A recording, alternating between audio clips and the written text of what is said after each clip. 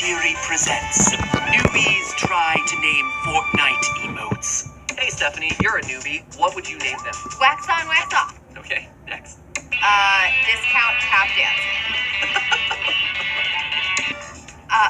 The white guy at parties. Wait, are you saying that I do that? Whoa! Maybe we should move on to the next. Disco never dies. Like Thriller, but we didn't pay Michael Jackson for the rights. I've totally seen that one, actually. Oh, seriously? This one is literally just the Carlton from Fresh Prince of Bel-Air.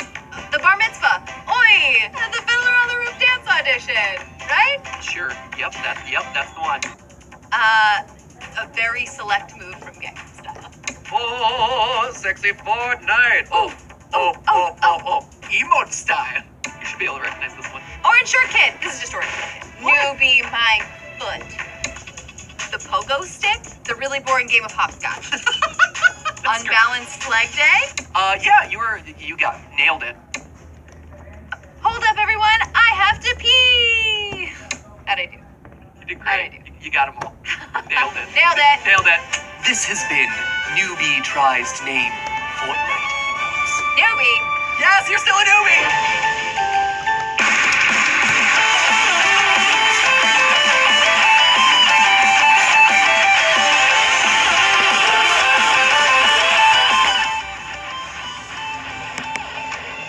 Hello, Internet. Welcome to Game Theory, where this time I won't forget gravity. So, for the 8 of you who haven't been paying attention, Fortnite is still going strong. I mean, really, what competition does it even have at this point? It's like 2018 is the year the games industry just gave up. If halfway through the year your best games list contains a Mario sports title, well then, yikes! It is thin pickings, isn't it, Polygon? Especially when your praise for that game reads as follows. Quote, the story mode isn't nearly as rich as its predecessors. For fans of local multiplayer, it still needs more options, and for competitive players, the roster lacks balance. Game of the year, 10 out of 10. Ugh, man, Super Smash Bros. Ultimate and Red Dead Redemption 2 can't come out soon enough. Hey Betty, hey Audie. It's Ollie's first time in the recording closet. He's seeing what his dad does. Talk to himself in a closet.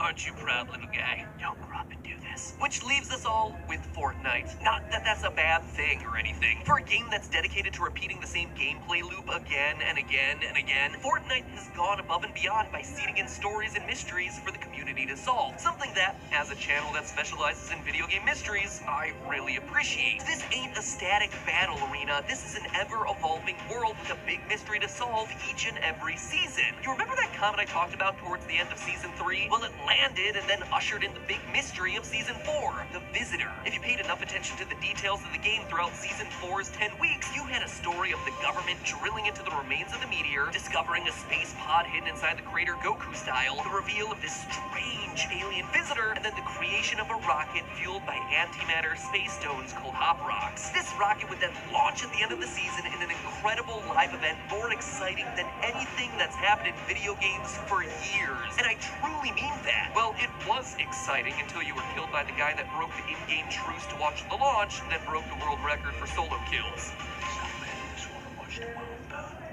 The launch ended in epic fashion, creating a rift in space-time and ushering in the theme of Season 5, Worlds Collide.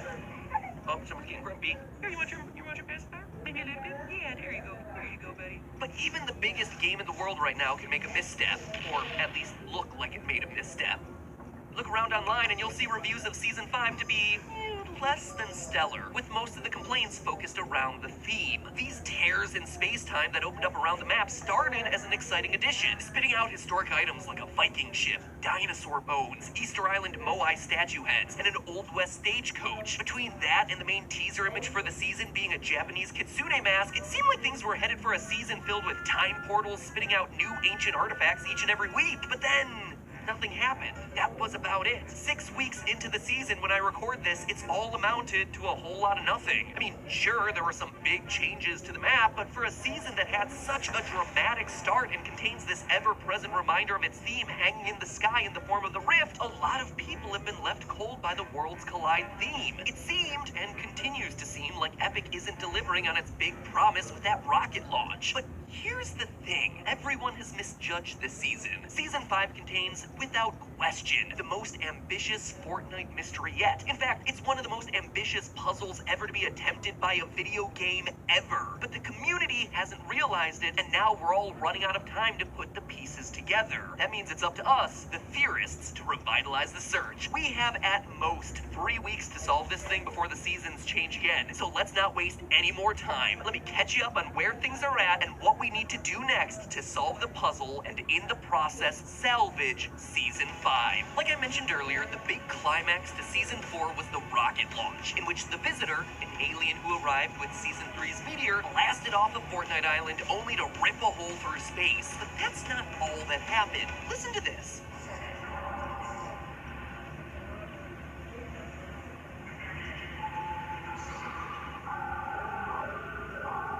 As Team Rocket blasted off again, literally, players noticed some weird audio was playing in the background. Digging through the game's files, you could actually isolate those two audio assets.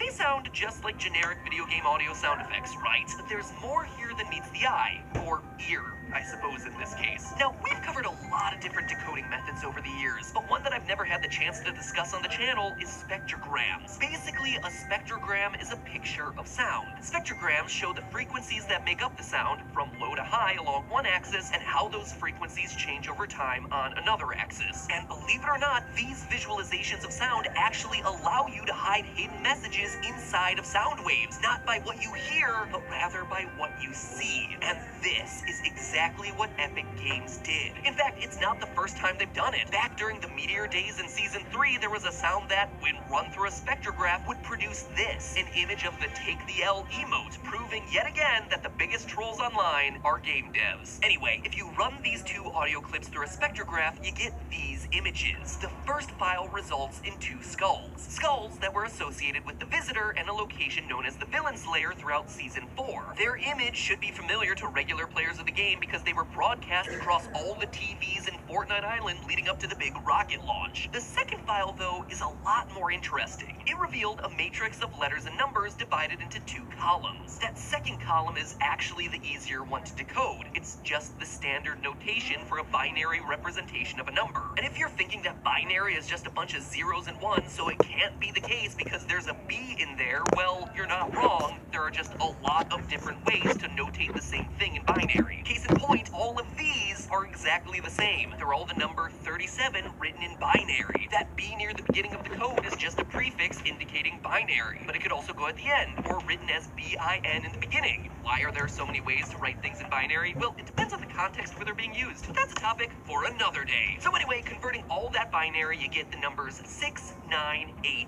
and 9. That still leaves the first column, and now knowing that the second column is a bunch of numbers, it would make sense for these to be letters in some way, thereby pointing to different locations on the Fortnite map. And